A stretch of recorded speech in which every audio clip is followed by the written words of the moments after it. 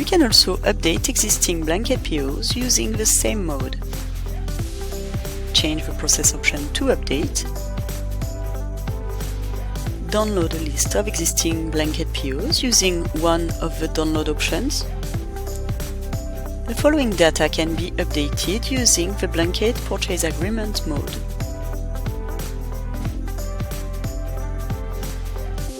You can update the existing value by typing the new value instead. Double-click on the record to bring up the user form if needed, for instance to change the unit of measure.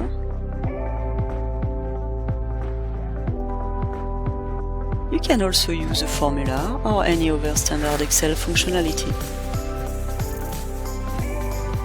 Make sure the process option is update. Highlight the blanket POs updated at the header or line level and upload the selection. Submit the import program like the one used for the creation of blanket POs.